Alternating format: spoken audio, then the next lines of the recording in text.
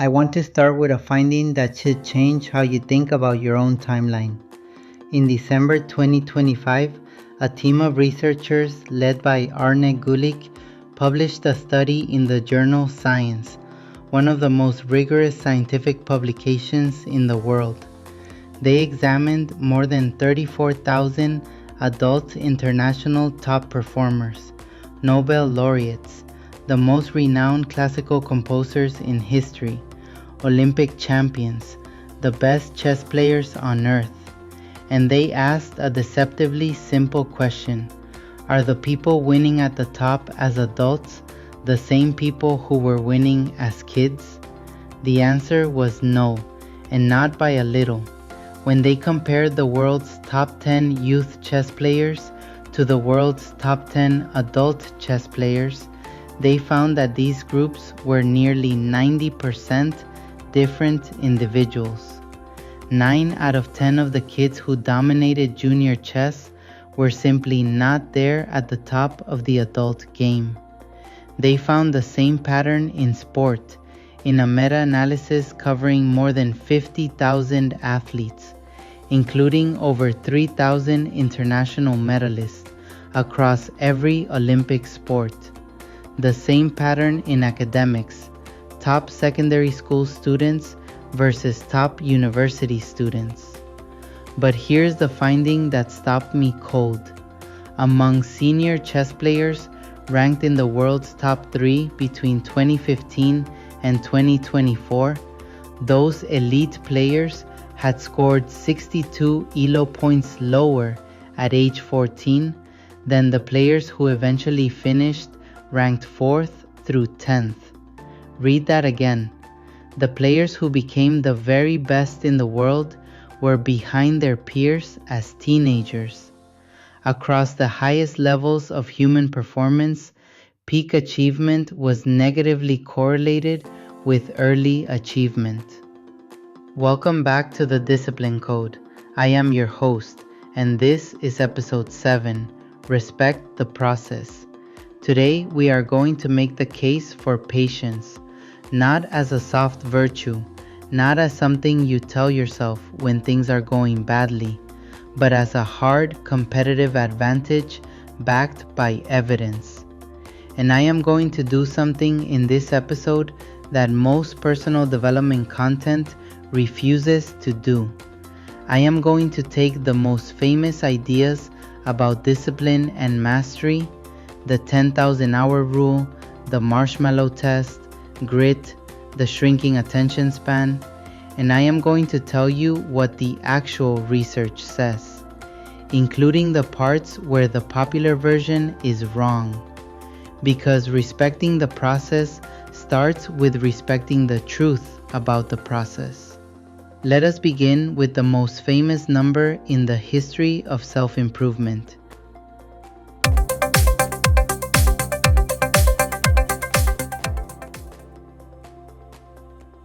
In 1993, a psychologist named Anders Ericsson, along with Ralph Krampe and Clemens Tesch Romer, published a study in Psychological Review that would become one of the most cited papers in the history of psychology, nearly 9,000 citations.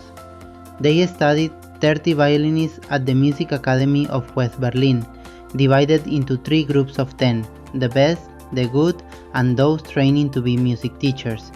And they found that by age 20, the best violinists had accumulated over 10,000 hours of solitary practice, while the least accomplished group had accumulated around 4,600. Then Malcolm Gladwell wrote Outliers, and a specific sentence entered the global bloodstream: 10,000 hours is the magic number of greatness. Here is what almost nobody knows. Ericsson, the man whose research it was, publicly disputed that framing for the rest of his life. In his book Peak, Ericsson wrote that there is nothing special or magical about 10,000 hours. He explained that Gladwell used the age 20 figure simply because it was a nice round number. He pointed out that by age 18, those same violinists had accumulated around 7,400 hours and were, in his words, nowhere near masters. And then the detail that undoes the whole legend. Half of the 10 best violinists had not actually accumulated 10,000 hours at all. Gladwell had incorrectly claimed they all had. Half of the best group had not hit the magic number. Now it gets more interesting. In 2019, Brooke McNamara and Megha Maitra ran a careful replication of Erickson's original study, published in Royal Society Open Science. 39 violinists, double-blind design. The results did not just weaken the original finding. In one respect, they reversed it. By age 18, the best violinists had accumulated an average of about 8,200 hours of practice. The merely good violinists had accumulated about 9,800. The good violinists had practiced more than the best ones. The difference between those two groups was not statistically significant, and the amount of variance that practice explained dropped from 48% in the original study to 26% in the replication. So what do we do with this? Do we throw out practice? Absolutely not. Practice is necessary. Nobody becomes world-class without enormous volumes of work. But the myth we have to kill is the idea that mastery is a vending machine, that you insert 10,000 hours and a champion comes out. It does not work that way. And believing it does is one of the fastest routes to quitting, because the moment your hours do not produce the promised result, you conclude you are broken. You are not broken. The formula was wrong. So if practice is not the whole story, how much of the story is it? In 2014, Brooke McNamara, David Hambrick, and Frederick Oswald published a meta-analysis in Psychological Science covering 157 effect sizes and more than 11,000 participants across every domain researchers had studied. Their headline finding: deliberate practice explained roughly 12% of the variance in performance. A later core addendum revised that figure slightly upward to around 14%, which means somewhere between 86 and 88% of the difference in performance between people is explained by something other than how much they practiced. Broken down by domain, the numbers were: games around 24 to 26%, music around 21 to 23%, sports around 18 to 20%, education 4%, and professions, actual jobs, the thing most of you are doing right now, less than 1%, a result that was not even statistically significant. Now here is a detail I find fascinating, and it is the kind of thing that only shows up when you read the actual paper. The researchers found that the effect depended heavily on how practice was measured. When practice was measured by retrospective interview, it explained around 20%. By questionnaire, 12%. But when researchers used actual practice logs, real contemporaneous records, the figure dropped to about 5%. The more rigorously you measure practice, the smaller its apparent effect becomes. That should make all of us humble. And then there is the finding that matters most for anyone who has already put in serious years. In 2016, McNamara, David Morrow, and Hambrick published a sports-specific meta-analysis in Perspectives on Psychological Science. Across all levels of sport, deliberate practice explained about 18% of the variance. But among elite-level performers specifically, 1%. The correlation was 0.11, and it was not statistically significant. Think about what that means at the top of any field. Everyone at the elite level has already done the hours.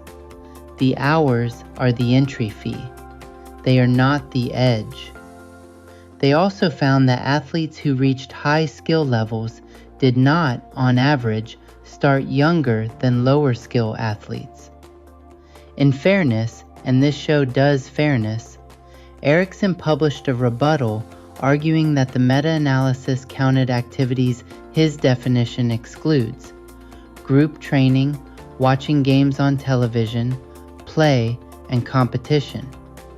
That is a legitimate scientific dispute, and it is worth knowing that both sides were argued in print. But the practical takeaway survives either way. Volume alone does not make you great.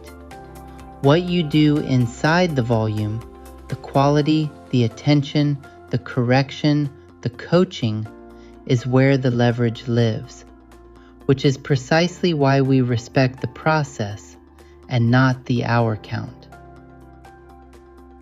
Now let us take on the most famous experiment about patients ever conducted. You know the story. Preschool children are left alone with a marshmallow. If they can wait 15 minutes without eating it, they get 2. Researchers follow up years later and discover that the kids who waited had dramatically better SAT scores and better life outcomes. The lesson: self-control in childhood determines your destiny. It is a beautiful story. It is also considerably more fragile than you have been told. Let me take you inside the original 1990 paper by Yuichi Shoda, Walter Mischel, and Philip Peake. Of the 653 children in the original studies, only 185 had any follow-up data at all, and only 94 had SAT scores. The famous correlations, around 0.42 for verbal and 0.57 for quantitative, came from a single experimental condition in which the rewards were left visible and no coping strategy was suggested. That condition contained 35 children. In the other 3 experimental conditions, the correlations were negative and not statistically significant. And there is a footnote in that paper showing the verbal effect was driven almost entirely by the girls in the sample, a correlation of 0.74 among 18 girls and 0.02 among 17 boys. Then, in 2018, Tyler Watts, Greg Duncan, and Hao-Nan Kwan published a large-scale replication in Psychological Science. Their sample was over 900 children, roughly 10 times the original. What did they find? The raw association with adolescent achievement was there, a standardized coefficient of about 0.24. But once they controlled for family background, it fell to about 0.08, a 2/3 reduction. And once they added controls for the child's own early abilities and environment, it fell to 0.05 and was no longer statistically significant. Here's the detail I love most. Most of the achievement benefit was captured by children who waited a mere 20 seconds. It was not a linear willpower gradient where every additional minute made you more successful. It was a low threshold, and after that, waiting longer added little. I should tell you there was a counter critique. In 2020, Armin Falk, Fabian Kase, and Pia Pinger reanalyzed the data and argued that once methodological differences were properly matched, the original effect was more robust than Watts and colleagues concluded. And then in 2024, Jessica Sperber, Deborah Vandell, Greg Duncan, and Tyler Watts published a pre-registered study in child development following 702 children who had been tested at 54 months, all the way to age 26. Their conclusion? Marshmallow test performance was not strongly predictive of adult achievement, health, or behavior. There were modest raw associations with educational attainment and body mass index, but almost all of the regression-adjusted coefficients were not statistically significant. Now let us take on the most famous experiment about patients ever conducted. You know the story. Preschool children are left alone with a marshmallow. If they can wait 15 minutes without eating it, they get 2. Researchers follow up years later and discover that the kids who waited had dramatically better SAT scores and better life outcomes. The lesson: Self-control in childhood determines your destiny. It is a beautiful story. It is also considerably more fragile than you have been told. Let me take you inside the original 1990 paper by Yuichi Shoda, Walter Mischel, and Philip Peake. Of the 653 children in the original studies, only 185 had any follow-up data at all, and only 94 had SAT scores. The famous correlations, around 0.42 for verbal and 0.57 for quantitative, came from a single experimental condition in which the rewards were left visible and no coping strategy was suggested. That condition contained 35 children. In the other 3 experimental conditions, the correlations were negative and not statistically significant.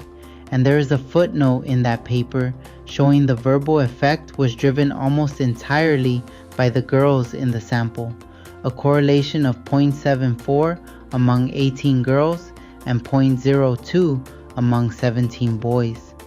Then, in 2018, Tyler Watts, Greg Duncan, and Hao-Nan Kwan published a large-scale replication in psychological science.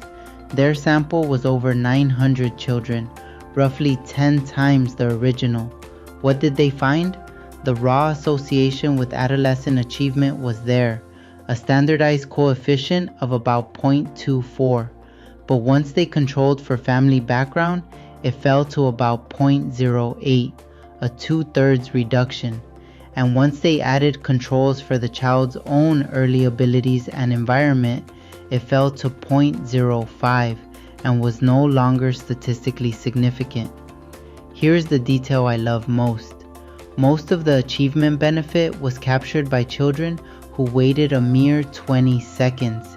It was not a linear willpower gradient where every additional minute made you more successful. It was a low threshold, and after that, waiting longer added little. I should tell you there was a counter critique. In 2020, Armin Falk, Fabian Kase, and Pia Pinger reanalyzed the data and argued that once methodological differences were properly matched, the original effect was more robust than Watts and colleagues concluded.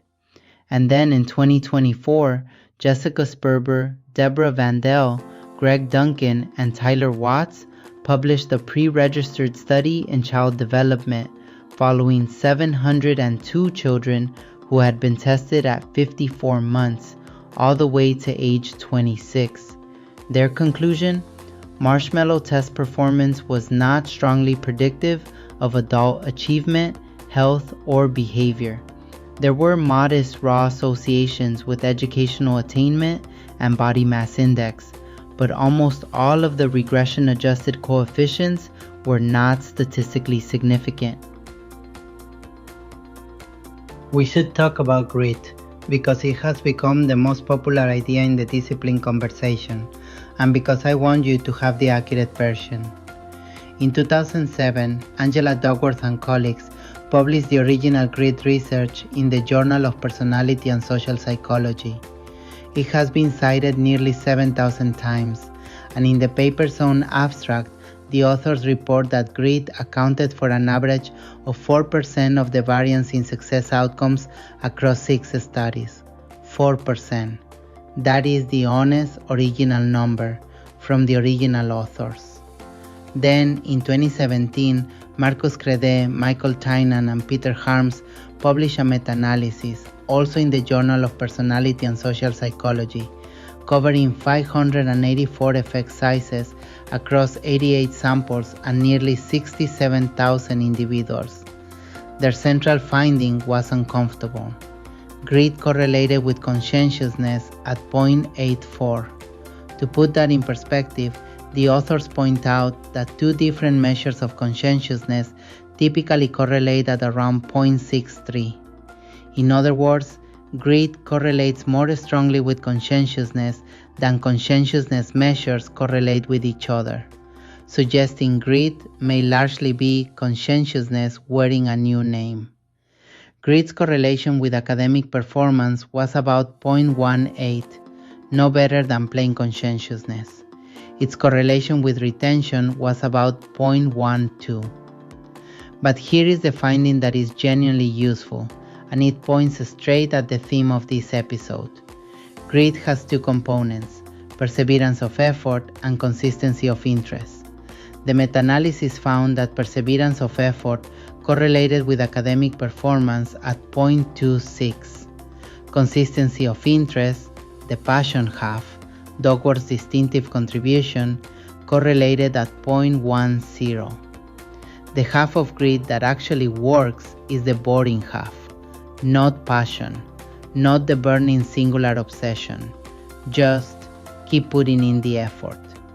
And to her enormous credit, Duckworth publicly acknowledged much of this. In an interview with NPR in 2016, she said she did not disagree with Credé about the modest relationship with academic success, described her own effects as small to medium, and said Credé was right that she should have stated it that way. That is what intellectual integrity looks like, and it is worth more than any motivational slogan. The lesson for you is clean. Stop waiting to feel passionate. Passion is the weaker half. Showing up and doing the work is the stronger half. That is the process, and the process is what you can control. So we have spent a lot of this episode taking things apart. Now let me give you the thing that holds up, and it is conveniently the exact thesis of this episode. In 2022, Owen Williamson and colleagues published a systematic review and meta-analysis in the International Review of Sport and Exercise Psychology. They screened nearly 18,000 articles and identified 27 eligible studies on goal setting in sport and performance.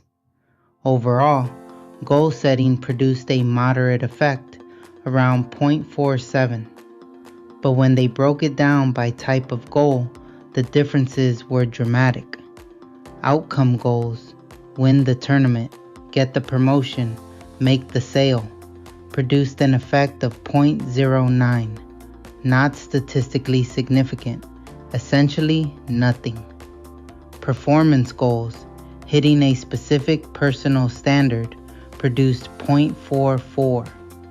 Process goals, focusing on the specific actions and techniques you execute, produced an effect of 1.36, by far the largest in the analysis. I want to be careful here, because honesty is the currency of this show. The process goal estimate rested on 9 studies with a wide confidence interval, and the outcome goal estimate rested on only 2. So do not treat these as precise ratios. But the direction is unmistakable, and it aligns with what every good coach already knows. You do not win by thinking about winning. You win by thinking about your guard, your footwork, your breathing, your next repetition. The second tool that holds up beautifully is the implementation intention, the if-then plan. In 2006, Peter Gollwitzer and Pascal Sheeran published a meta-analysis across 94 independent tests, finding an effect of 0.65 on goal attainment. Not, I will train more, but if it is 6 a.m. on Tuesday, then I put on my shoes and go to the gym. And these plans have remarkable staying power in the right conditions. Gabriel Stadler, Gabriel Ettingen, and Gollwitzer ran a 24-month randomized controlled trial with 255 women on fruit and vegetable intake. Both the information-only group and the planning group improved at 4 months. But 2 years later, only the planning group had maintained the change. The information-only group had returned to baseline. Information fades, plans persist. But, and I promised you honesty, a single dose is not enough. In 2013, Duckworth and colleagues ran a study with 77 fifth graders comparing this planning technique against positive thinking. In the third quarter, the planning group showed better grades, attendance, and conduct. By the fourth quarter, all three effects had shrunk and lost statistical significance. The intervention wore off, which means the process is not something you install once.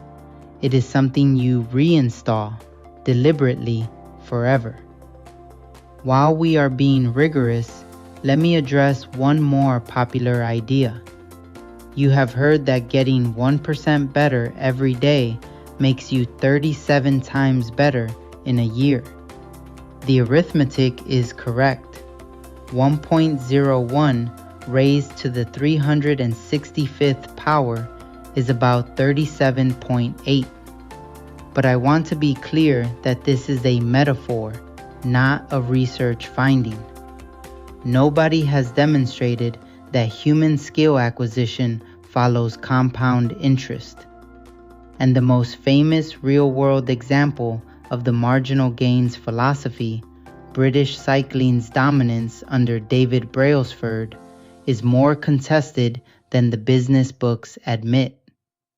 Bradley Wiggins, arguably the single greatest success story of that program, later called marginal gains a load of rubbish, saying a lot of people made a lot of money out of it and that you have to get the fundamentals right. Go ride your bike, put the work in. Go ride your bike, put the work in. That is a process goal. Now let us talk about the world you are trying to be patient inside of, because the environment has genuinely changed, just not in the way you have been told. You have almost certainly heard that the human attention span has fallen to 8 seconds, which is shorter than a goldfish. That claim is folklore. Let me show you exactly how I know. It traces to a Microsoft Canada consumer report published in 2015. If you open that report and look at page 6, the attention span figures are sourced to a website called Statistic Brain, a statistics aggregation site with no published methodology. Microsoft's own research in that report, a survey of 2,000 Canadians and brain activity measurements on 112 people, never measured attention span in seconds at all. In 2017, the BBC's Simon Mabin investigated. He contacted the sources Statistic Brain had cited. Neither could find any record of the supporting research, and the goldfish also defamed. A 1994 study in the Journal of the Experimental Analysis of Behavior found goldfish maintained a learned feeding schedule over 4 weeks. Now here's the finding that genuinely surprised me. In 2024, Dominik Andrzejewski, Elizabeth Zeilinger, and Jacob Piechnig published a cross-temporal meta-analysis covering 287 samples, over 21,000 participants across 32 countries from 1990 to 2021. They found moderate generational gains in concentration performance among adults, no decline in children. Your attention capacity has not collapsed. Something else has changed. And here is what is actually measurably true. In 2016, Gloria Mark and colleagues used automatic software logging to track 40 information workers over roughly 12 business days. The average time spent on any screen before switching was 47 seconds. In a 2004 study using the same approach, the figure had been about 2 to 3 minutes, not 8 seconds, 47 seconds. And it is a measure of behavior, not of capacity. Your ability to concentrate is intact. Your environment is simply engineered to interrupt it. 2 more findings to complete the picture. First, on impatience itself. In 2013, Shunmuga Krishnan and Ramesh Sitaraman published an analysis in the IEEE/ACM Transactions on Networking of 23 million video playbacks by nearly 7 million viewers. They found that viewers begin abandoning a video if it takes more than 2 seconds to start, and each additional second of delay increased the abandonment rate by about 5.8%. 2 seconds. That is the patience budget the modern world has trained into us. Second, on why this is so hard to resist. The neuroscience here is real, but frequently overstated, so let me give you the careful version. Wolfram Schultz and colleagues established in 1997 that dopamine signals prediction error, the gap between what you expected and what you got, rather than pleasure itself.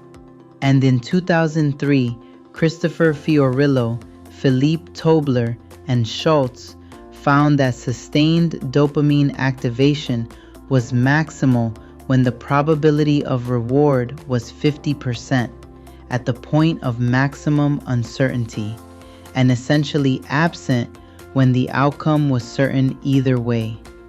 Maximum uncertainty produces maximum activation. The authors themselves drew the connection to gambling. I am not going to tell you a study proved your phone hijacks your dopamine. That research was done with primates and liquid rewards. But the principle is the same one that slot machines have exploited for a century, and any product designer can apply it. So understand your situation clearly. You are trying to practice patience, an activity with delayed, uncertain, incremental rewards, while carrying a device optimized around the exact reward schedule that most powerfully captures attention. The process feels slow because everything else was made fast. That is not a personal failing. It is a design problem. And you solve design problems with design, not willpower. Let me bring this back to the math. Itai Liptz began training in Muay Thai at the age of 7. By 10, he was competing. Over the years that followed, he accumulated 54 professional fights, 40 wins, 13 losses, 1 draw, and became a 2-time Z1 World Muay Thai champion. He also earned a bachelor's degree in philosophy and political science, completed an executive MBA at IE Business School in Madrid, built a career spanning business, education, and healthcare innovation, climbed the highest peaks in Africa and South America, and spent years teaching children with disabilities. Now, notice what that timeline actually is. It is decades, not a transformation, not a breakthrough year. Decades of returning to the same gym, the same drills, the same fundamentals. And this connects directly to that science study I opened with. Gulich and colleagues found something else worth hearing. Senior world-class athletes had typically engaged in 2 other sports over roughly 9 years during childhood, and had accumulated less practice in their main sport than national class athletes who never reached the top. Less specialized practice, more varied experience, a longer runway. The path to mastery is far messier and far slower than the highlight reel suggests, and it does not run on a schedule. Consider what we know about how long it takes to build even a single habit. The famous figure is 66 days from a 2010 study by Philippa Lally and colleagues. But that number is a median of a subgroup, and the reported range ran from 18 days to 254. A 2024 meta-analysis by Ben Singh and colleagues, covering 20 studies and more than 2,600 participants, found medians in the range of 59 to 66 days, means over 100 days, and an individual range from 4 days to 335. 4 days for one person, 335 for another, for the same behavior. And the 2023 study in the Proceedings of the National Academy of Sciences, applying machine learning to over 12 million gym visits, found that gym habits took roughly 120 to 190 days to form, while hospital hand-washing habits formed in about 9 or 10 shifts. There is no universal schedule. The person who needs 254 days is not behind the person who needs 18. They are simply running a different clock. Which brings me to the finding I want you to carry out of this episode. In an analysis of 90 competitive chess players, researchers found that players who reached master level had accumulated anywhere from 832 hours to 24,000 hours of practice. One player took 26 years to reach master level, another took less than 2, and 4 players logged more than 10,000 hours and never got past intermediate. Same destination, wildly different roads. There is no schedule you are failing to meet, because there was never a schedule. So here is your assignment, 5 steps to respecting the process. Step 1. Convert every outcome goal into a process goal. Take the thing you want, the promotion, the belt, the launch, and right underneath it, the specific controllable actions you will execute this week. Remember the meta-analysis. Outcome goals produce an effect statistically indistinguishable from zero. Process goals produce by far the largest effect measured. Aim at what your hands can actually do. Step 2. Write if-then plans and rewrite them. Not I will train more, but if it is 6 a.m. and my alarm goes off, then my feet hit the floor and I put on my shoes. That is the format that produced an effect of 0.65 across 94 tests. And because the research shows these interventions fade, put a recurring reminder in your calendar to rewrite them every quarter. The process is reinstalled, not installed. Step 3. Count reps, not days. Stop asking how long this will take. The evidence says the range is enormous and personal, anywhere from days to nearly a year for the same behavior. Track the number of sessions completed. That is a number you control and it never lies to you. Step 4. Redesign the environment, not just the intention. Your capacity to concentrate is fine. The research shows adult attention scores are actually rising. What has changed is that you are surrounded by variable reward machines built on maximum uncertainty. So put the phone in another room. Turn off the notifications. You cannot out-willpower a system designed by teams of engineers. You can only remove yourself from it. Step 5. Stop comparing your timeline. Some people reach mastery in under 2 years. Some take 26. 9 out of 10 of the world's best adult chess players were not the world's best juniors. And the very best were actually behind their peers at 14. Being early is not the same as being great. Your only honest comparison is to the person you were last month. Convert, plan, count reps, redesign, stop comparing.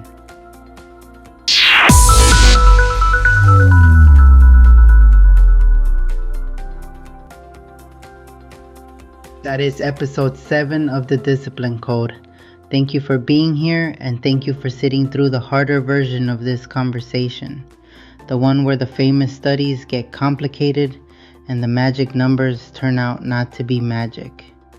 Because here's what I hope you take from it. Every myth we dismantled today was a shortcut. 10,000 hours and you are guaranteed. Pass a marshmallow test at 4 and your life is decided. Find your passion and grit will carry you. Every one of them promised a formula, and the truth underneath all of them is the same. There is no formula. There is only the work, done with attention, corrected by feedback, repeated for years on a timeline that belongs to you and nobody else. That is not bad news. That is freedom, because it means you are not late. Next week, in episode 8, From the Ring to the Boardroom, we are going to take everything built through combat discipline and translate it into business strategy. We will look at what the research actually says about athletes who become executives, the personality trait that predicts job performance better than raw intelligence, the real version of the OODA loop that most business books get wrong, and the uncomfortable truth about whether failure really is the best teacher.